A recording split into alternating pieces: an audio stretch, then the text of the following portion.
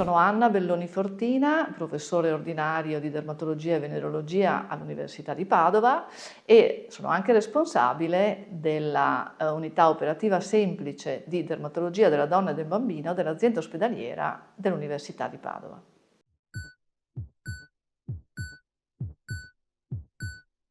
La psoriasi è una malattia infiammatoria della cute caratterizzata dalla formazione di chiazze rosse, eritematose, con una desquamazione superficiale.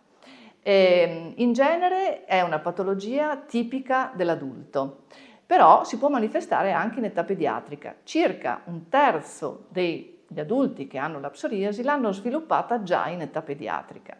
Quindi è una patologia poco frequente nell'età pediatrica, più frequente nell'adulto, però si vede anche nel bambino. Nel bambino ha delle caratteristiche che non sono cliniche, che non sono proprio tipiche come nell'adulto, sono un pochino più sfumate, soprattutto queste chiazze rosse sono più sottili, quindi sono più rosee che rosse e la desquamazione è meno importante.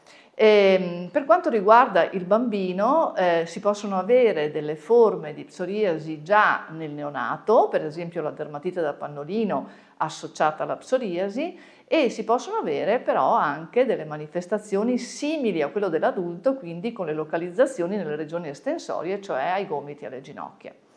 È vero anche che soprattutto in età pediatrica si possono vedere quelle forme di psoriasi cosiddetta guttata, cioè a piccole lesioni grandi come gocce o come monete, e in questo caso sono legate soprattutto ad una infezione streptococcica della gola, quindi un mal di gola associato. Perché questo? Perché nella mal di gola, cioè durante l'infezione streptococcica, si ha come una specie di attivazione di una psoriasi che prima era latente. C'è da dire che nel bambino, come nell'adulto, ma forse un po' di più nel bambino, c'è familiarità, cioè i bambini possono avere una psoriasi più frequentemente se i genitori hanno la psoriasi. Ad esempio, se entrambi i genitori hanno la psoriasi, la frequenza di possibilità di avere la psoriasi in un bambino è molto alta, può arrivare al 60-80% dei casi. Mentre se solo uno dei due genitori ce l'ha, ovviamente la frequenza si riduce. Comunque è molto legata alla familiarità e quindi si capisce che è una malattia genetica, nel senso che si trasferisce nei geni dai genitori ai figli.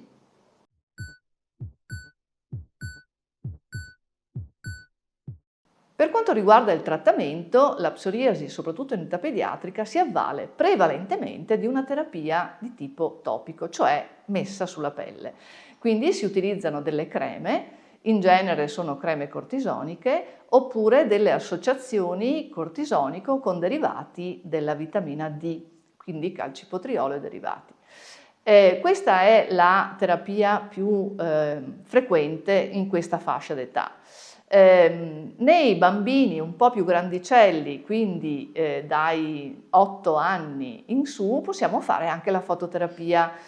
Cosa vuol dire? Possiamo sottoporli ad una seduta di fototerapia total body e proprio questa età è stata scelta perché il bambino è più, diciamo, adatto per stare qualche minuto o qualche secondo in realtà dentro una cabina di fototerapia. Che tipo di fototerapia si fa? Si fa la fototerapia in genere più sicura, che è quella con gli UVB a banda stretta. Nelle forme più gravi invece si sceglie una terapia sistemica perché la terapia topica non è sufficiente, non è efficace abbastanza e quindi si fanno delle terapie, diciamo, sistemiche che possono essere o per bocca o con iniezione.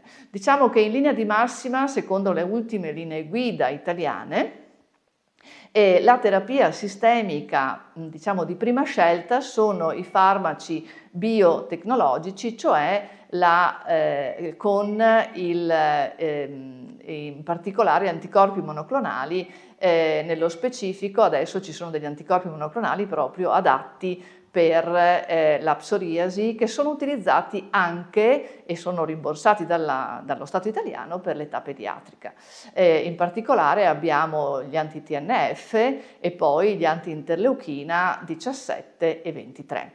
E questi sono i farmaci di prima scelta. Ovviamente, se sono inefficaci, si passa ai farmaci cosiddetti di seconda scelta, che sono dei farmaci immunosoppressori, perché essendo una malattia infiammatoria cronica è necessario ridurre l'infiammazione e quindi bisogna utilizzare degli immunosoppressori come ad esempio il cortisone per uso sistemico, la ciclosporina o l'azatioprina. Naturalmente questi sono solo quando non vediamo dei risultati con le prime scelte, che sono estremamente efficaci in realtà e hanno anche un profilo di sicurezza piuttosto buono, quindi di fatto sono dei farmaci che funzionano molto bene.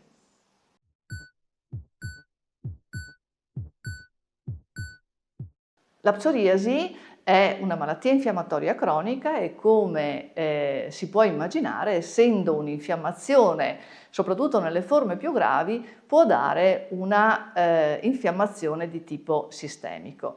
L'infiammazione di tipo sistemico si è visto essere associata con altre patologie, in particolare con l'obesità e con il diabete.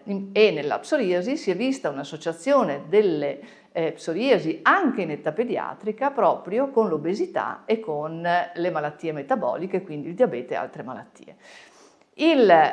Qui è importante parlare di stili di vita in questi casi, proprio perché questi bambini tendono ad essere obesi, un po' perché hanno una vita relativamente sedentaria, ma questa è una questione un po' sociale, ma anche perché la malattia stessa, quindi l'infiammazione cronica sistemica correlata con la psoriasi grave, può determinare un aumento di peso fino ad arrivare all'obesità. Quindi non è solo una mancanza di volontà, diciamo, se il paziente diventa obeso in età pediatrica con la psoriasi grave, ma è anche legato alla sua patologia. Qui è molto importante stabilire degli stili di vita, quindi consigliare al bambino e alla famiglia di far fare al bambino sport, naturalmente, perché questo riduce anche l'obesità e l'alimentazione, naturalmente, che deve essere un'alimentazione controllata e soprattutto che riduca tutte quelle fattori di infiammazione, quindi un'alimentazione adeguata con gli omega 3, con tutte quelle sostanze che vanno a ridurre l'infiammazione. Per quanto riguarda poi in generale, naturalmente essendo una malattia sociale, perché si vede, bisogna sempre ricordare che questi soggetti, anche se sono bambini, soprattutto se sono adolescenti, sono dei soggetti che hanno delle difficoltà di socializzazione, per cui bisogna tenere conto che la cura di questi soggetti deve essere rivolta anche a ridurre le difficoltà di socializzazione di questa popolazione, che naturalmente è una popolazione più difficile perché è in una fase delicata della vita, che ha bisogno invece di avere rapporti sociali, di intrattenere rapporti sociali, di allargare e anche di maturare le proprie caratteristiche. E quindi di fatto è una malattia che deve essere considerata anche sotto il profilo proprio delle caratteristiche stesse della malattia e delle diciamo, alterazioni che può determinare proprio sui rapporti sociali e sulla socializzazione.